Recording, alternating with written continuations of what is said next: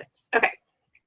All right, so 610, it says we have y equals 5 secant x and a line y equals 5 square root of 2 over the interval from x equals negative pi over 4, or from negative pi over 4 to positive pi over 4. So the first thing I would need to do is get a graph of this. And I like to use the Desmos graphing calculator. It's at desmos.com. And because you can just type it in here, because I don't feel very good about the secant function. I mean, I kind of do, but I'm guessing y'all might not. So this is going to be, secant is 1 over the cosine. So this is going to be 5 divided by, and then we get to push cosine, and then, oh, they actually have a secant function, so I can do that. So I'll do 5, and then functions, they have the secant, and then the x, and then I'm going to ask to graph that from negative pi over 4 to pi over 4. And then they also have the line here, the line y equals 5 from the square root of 2. Okay, so that's just that. Now, when I look here at this graph, you can kind of move it around, which is kind of cool. And you can see, and you can change your window over with the settings button right here. And you can change your X. Hopefully it'll let me.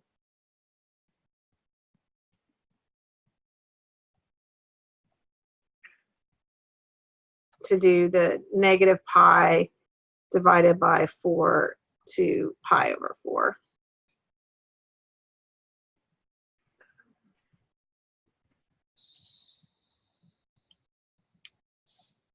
Okay, and so that's pretty cool. That, yeah, so you kind of get that shape. It just kind of gets you to where you need to be in. Yeah, so you can kind of see what you have. All right, so we feel really good that this is, and what are we doing with this? We're gonna revolve it about the x-axis. All right, so it's kind of, you know, it's this sort of like a little boat thing, and you're going to revolve it about the x-axis. So some things that you might notice right away is that it has symmetry across the y, and when you have that, when that's true, when you have a symmetric, instead of integrating from like this, and you know, from the negative pi over 4 to positive pi over 4, you could integrate from 0 to pi over 4, but you just have to double your answer. Yes. Does that make sense? Yeah. Okay. So, and it makes it easier if you're integrating by hand to just double from 0 to pi over 4 than having to deal with the negative pi over 4 to pi over 4. So when we look at this graph, then I'll just kind of sketch what we saw. We knew it was from negative pi over 4 to pi over 4. This was 5.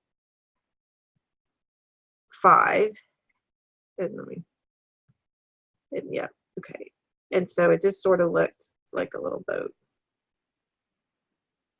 And then it came across like this. And then this is y equals 5 on the square root of 2. Okay?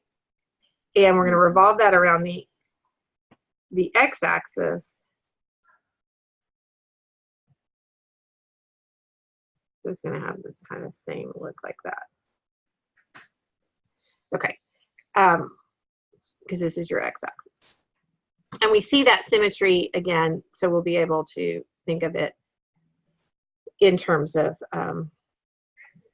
doubling. Oh, sorry. Okay. So now, here's our revolution. I can think of sort of an arbitrary slice or a cross section. And I have an outer radius, which is what? What's my outer radius there? Your outer radius? Uh-huh. So, what is the length of this yellow line that I went all the way up? That would be my outer radius. Wouldn't it be 10 square root of 2? Yeah, 5 square root of 2. Yeah. Exactly. The outer radius is not changing, right?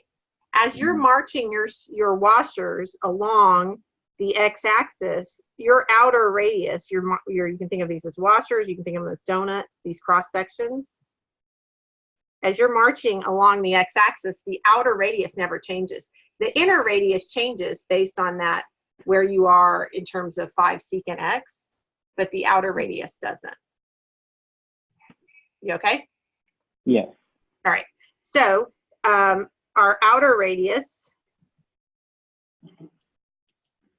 is always just going to be 5 square root of 2. Our inner radius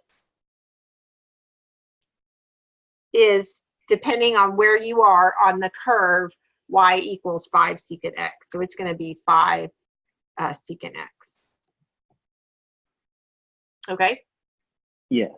All right. So the formula then, remember, was just pi times the outer radius squared minus the inner radius squared. Mm-hmm. So it's going to be pi, and you have your outer radius squared, which is 5 square root of 2 squared, minus the inner radius, which is 5 secant x squared, dx. Now, typically, or you would have to integrate this over the entire interval, the entire x interval, which is from negative pi over 4 to pi over 4, but I'm just going to double the interval from 0 to pi over 4 because of the symmetry, and it'll make the operation easier.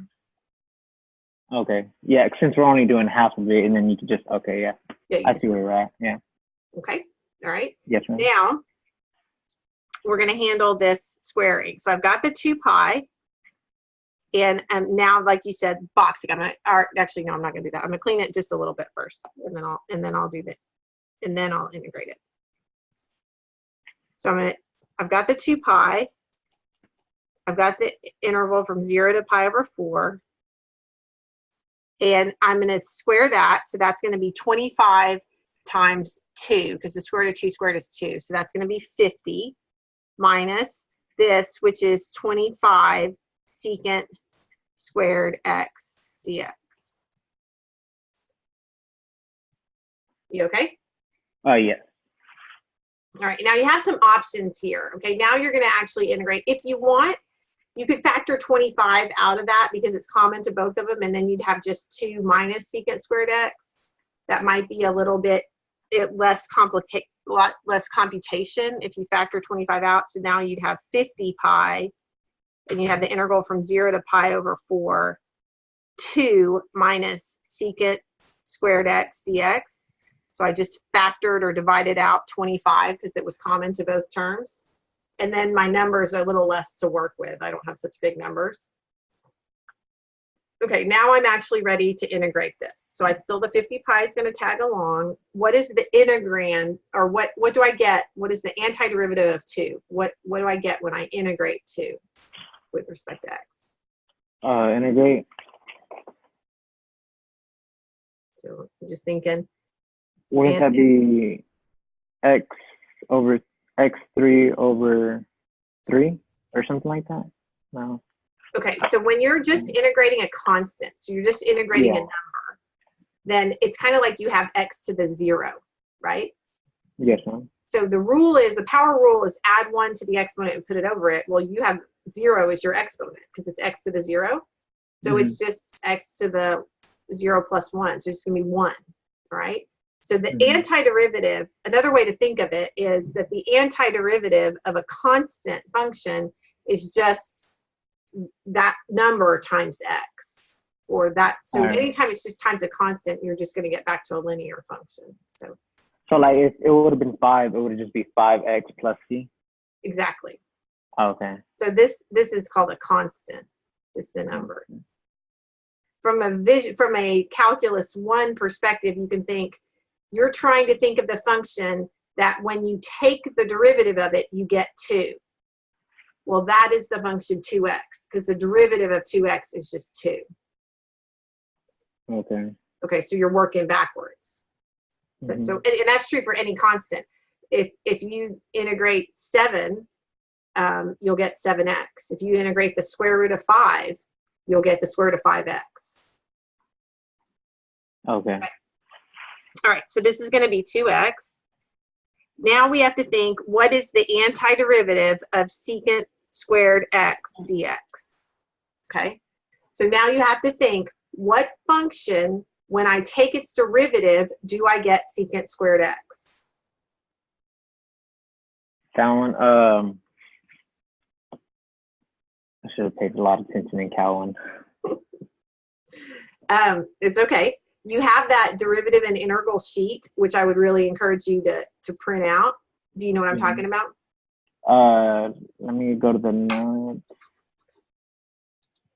Hi. I'll shut this off after the next class. Right. I go till 10:15. Okay. Thanks. Bye. Bye. Okay. Do you have a sheet or no? No. Do you want me to? Yeah, you can. Do you know bring where it it is, or do you want me to show you?